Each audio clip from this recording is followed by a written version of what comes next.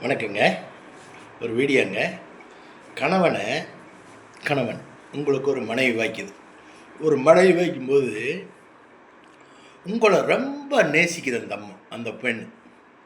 ரொம்ப நேசிக்குதுன்னா, அளவு கடந்த நேசிப்பு.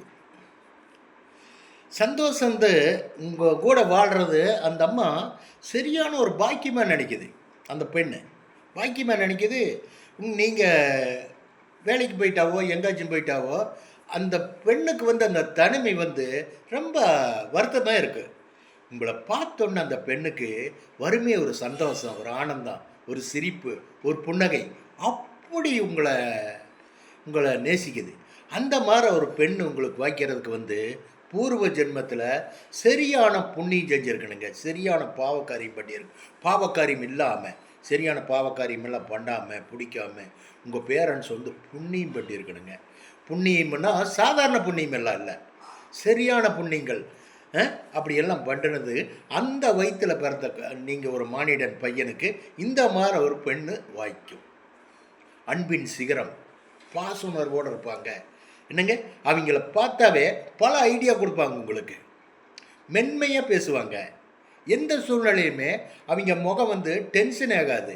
அந்த மாதிரி ஒரு பெண்ணை வந்து உங்களுக்கு கடவுள் வந்து மனம் முடித்து வைப்பார். உங்கள் வாழ்க்கை அபூர்வமாக இருக்கும். நீங்கள் அந்த மாதிரி ஆள் கிடையாது. மென்மையாக பேசுவீங்க. என்ன, சட்னிக்கு உப்பு இல்லாட்டியும் கூட சட்னியில் உப்பே இல்லை, சுத்தமாகவே உப்பு இல்லை, நீங்கள் என்ன சொல்லுவீங்கன்னா,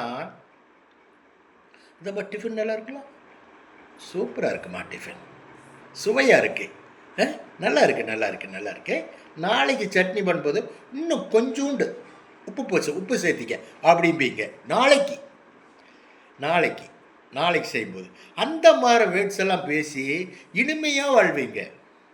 உங்களுக்கு பிறக்கும் குழந்தைகள் அதே மாதிரி தான், ரொம்ப ஸ்மூத்தான குழந்தைகள். நொங்கு இருக்குல்ல, இந்த நொங்கு ஒயிட் கலரில் இருக்கும், அந்த நொங்கு மாதிரி ரொம்ப மென்மையான குழந்தைகளாக பிறக்கும். என்னங்க, இதுக்கு என்ன காரணம்னா, பூர்வீகத்தில் வந்து எந்த கணக்குமே இல்லை. கடவுளுடைய ஆஃபீஸில், அலுவலகத்தில் உங்கள் பெரட்டி பார்க்கும்போது பூர்வீக 4-5 தலைக்கட்டில் எந்த பாவமுமே இல்லை, எந்த இதுவுமே இல்லை. மானிடனாக பிறந்து மானிடனாக வாழ்ந்து மரணத்தை தழுவிச்சிருக்காங்க நம்ம முன்னோர்கள்.